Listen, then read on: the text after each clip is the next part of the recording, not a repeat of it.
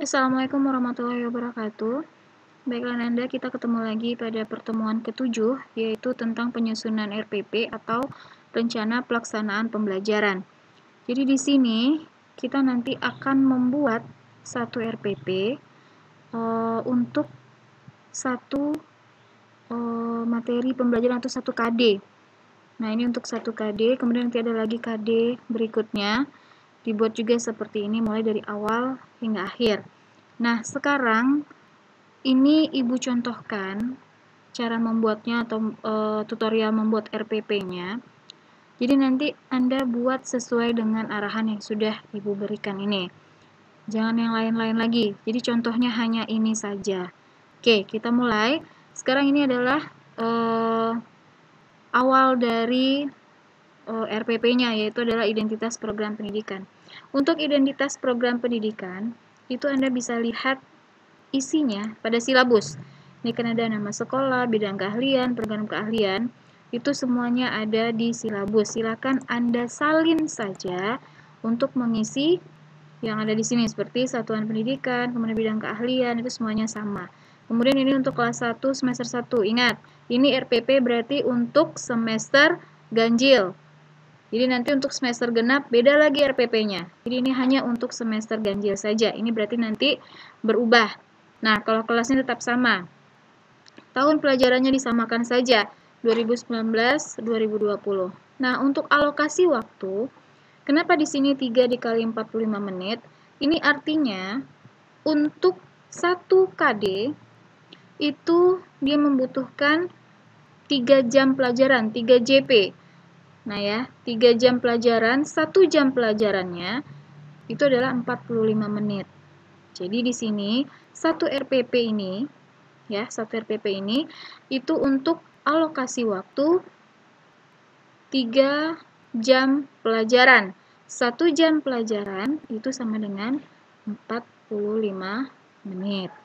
Oke, kemudian untuk kompetensi inti atau pengetahuannya.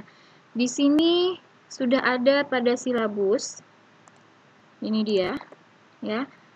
Ini kan kompetensi inti, kemudian kompetensi inti ini adalah untuk KI 3 dan KI 4. Nah, di sini kan ada durasi waktunya 108 JP. Itu maksudnya ini adalah total dari keseluruhan pembelajaran ini dalam 1 tahun atau 2 semester itu jumlahnya 108 JP. Nah, tadi contoh itu kita ambil di sini nih. Ini tadi contohnya RPP-nya, kita lihat nih, KD. Di sini ada kompetensi dasarnya. Di sini dia contohnya adalah 3.1, yaitu menerapkan logika dan algoritma komputer. Kemudian 4.1 menggunakan fungsi-fungsi perintah atau komen. Nah, di sini kita lihat berapa alokasi waktunya. Menerapkan logika dan algoritma itu adalah alokasi waktunya 6 JP. 6 JP ini adalah 6 jam pelajaran. Nah, kenapa di sini tadi ada 3 JP ya? Ini 3 JP dikali 45 menit. 45 menit ini adalah 1 jam pelajarannya 45 menit. Berarti kita perkirakan menerapkan logika dan algoritma komputer ini adalah beserta dengan menggunakan fungsi-fungsi perintah, itu kita perkirakan habis dengan 3 JP. 3 jam pelajaran dikali 45 menit. Nah, gitu ya. Jadi, di sini maksudnya 6 itu adalah maksimal. Jadi, kalau seandainya memang kita membutuhkan waktu itu 5 JP juga tidak apa-apa. Ini adalah kita yang menentukan. Karena tadi kan di sini 108, berarti 108 ini harus dibagi dengan semua KD-nya itu totalnya 108. Nah, dijumlahkan semua alokasi waktu ini. Dan sekarang ini adalah kita contohkan untuk satu KD-nya menerapkan logika dan algoritma komputer itu adalah 3 JP, 3 jam pelajaran. Kemudian untuk menggunakan fungsi-fungsi itu juga 3 jam pelajaran. Makanya di sini dibuatkan itu 3 jam pelajaran, 3 dikali 45 menit. Nah, harusnya kan ini ada 2, ada 6 di sini ya. Harusnya ada 6 kalau kita menggunakan fungsi-fungsi perintah atau komen. Gitu ya. Jadi ini adalah kita yang menentukan kira-kira siswa ini bisa nggak ya memahami satu KD itu, termasuk dengan KD 4, itu KD 3 dan KD 4 kira-kira cukup nggak dengan 3 JP atau 3 jam. Jadi 1 jamnya itu 45 menit ya, kalikan aja 45 kali 3 berapa menit dia belajar itu dalam satu kali pertemuannya. Dan tergantung kalau seandainya nanti pertemuannya dia ada 2 dalam 1 minggu, ada 3 dalam 1 minggu, tentu ini akan berpengaruh terhadap ilmu yang akan diberikan ke siswa. Namun ini nanti seiring berjalannya waktu setelah Anda membuat RPP yang sebenarnya, itu akan paham kenapa di sini ada alokasi waktunya seperti ini. Nanti di sini juga bisa 6 kali 45 menit, 5 kali 45 menit. Jadi tergantung dari kondisi si siswa dan KD yang kita gunakan. Oke ya. Kita lanjut. Oke, sekarang selanjutnya adalah kompetensi dasar. Nah, nanti ini diambil dari silabus lagi. Mana kompetensi dasarnya? Ini dia, yaitu menerapkan logika dan algoritma komputer. Kemudian yang KD 4.1-nya menggunakan fungsi-fungsi perintah. Tinggal salin saja ke RPP-nya. Oke. Kemudian lanjut lagi indikator pencapaian kompetensi. Kita lihat lagi silabusnya. Di silabus itu ada indikator pencapaian kompetensi. Maka ini yang akan dibuat pada RPP, tinggal salin saja. Menjelaskan konsep logika dan algoritma. Mari kita lihat. Menjelaskan konsep logika dan algoritma. Jadi ini yang Anda salin itu semua dari silabus. Oke ya. Berarti ini sudah paham karena lebih gampang tinggal salin. Kemudian kita lanjut lagi tujuan pembelajaran. Nah, tujuan pembelajaran ini kan nggak ada di silabus, ya, tidak ada di silabus. Namun kita tentukan sendiri siswa ini dia mau apa. Nah, kita lihat di sini tujuan pembelajarannya melalui tayangan PowerPoint dan menggali informasi peserta didik dapat menjelaskan konsep logika dan algoritma, mengetahui dan menjelaskan lambang flowchart, mengamati untuk mengidentifikasi dan merumuskan masalah tentang konsep logika dan algoritma menggunakan flowchart. Nah, ini juga kita yang menentukan. Dari mana kita tentukan? Dari indikator. Ini ya. Indikator di sini menjelaskan, berarti siswa harus dapat menjelaskan konsep logika dan algoritma. Kemudian yang kedua apa lagi? Siswa mengetahui dan menjelaskan lambang-lambang flowchart. Nah, jadi tujuan pembelajaran ini kita tentukan dari indikatornya. Kalau kita sudah dapat tadi indikatornya di silabus, kita tinggal ubah saja kata-katanya. Berarti di sini melalui tayangan PowerPoint, berarti ini kita membuat medianya PowerPoint ya, kalau di sini contohnya. Namun kalau seandainya Anda menggunakan media yang lainnya juga boleh, tidak harus PowerPoint. Tapi untuk bahasanya boleh, cuman tinggal nanti diganti ininya saja tentang apa. Kalau misalnya saya juga menggunakan PowerPoint, oke, nggak apa-apa, tinggal salin aja seperti ini melalui tayangan PowerPoint dan menggali informasi peserta didik dapat menjelaskan konsep logika dan algoritma. Ini dia, kita mengambil atau membuat tujuan pembelajaran itu dilihat dari indikator pencapaian kompetensinya seperti apa. Oke ya. Nih.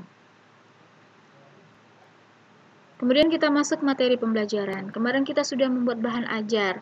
Bahan ajar dibuat sesuai dengan KD-nya masing-masing yang sudah dipilih. RPP ini juga seperti itu. Anda membuat RPP sesuai dengan KD yang sudah Anda pilih kemarin. Makanya sekarang tidak boleh ditukar-tukar. Apa yang sudah dipilih kemarin, itulah yang Anda buatkan RPP-nya. Oke, kemudian ini adalah materi pembelajaran. Di sini materi pembelajaran itu ada ya di silabus. Materi pokoknya nih.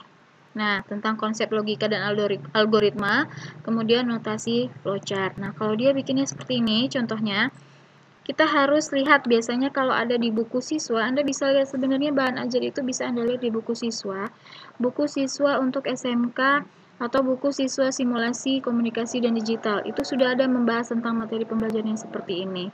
Jadi tinggal dibuatkan saja apa saja yang dipelajari oleh siswa dalam KD tersebut. Misalnya kalau di sini adalah KD-nya tadi kan 3.1, 4.1, mereka di sana si siswa harus tahu apa itu logika dan algoritma, kemudian bagaimana kriteria pemilihannya, lalu tahap analisanya seperti apa, pengertian flowchart dan jenis-jenis simbol-simbol dan contoh flowchart. Itu yang akan dibahas pada KD tersebut. Jadi tinggal Anda buatkan materi pembelajarannya apa. Kemarin di bahan ajar sudah ada, itu apa saja yang dibahas untuk KD-nya tersebut.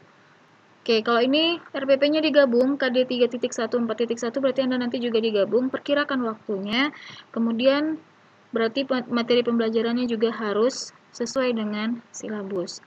Oke, kemudian model pendekatan dan metode pembelajaran. Kemarin Anda sudah saya suruh buat dan sudah saya masukkan juga bahan, apa itu model, apa itu pendekatan, dan apa itu metode, bahkan sampai strategi, teknik, dan taktik juga sudah ada di dalamnya. Anda bisa menggunakan pendekatannya seperti apa? Apakah itu saintifik atau TCL atau SCL, terserah. Ini tergantung dari Anda. Mau tiru ini juga nggak apa-apa. Pendekatan pembelajarannya saintifik. Oke, model pembelajarannya cooperative learning tipe apa? Maunya tipe Jigsaw, tipe STAT, atau tipe apa, silakan Anda pilih. Kemudian metode pembelajarannya sudah pasti akan ada ceramah.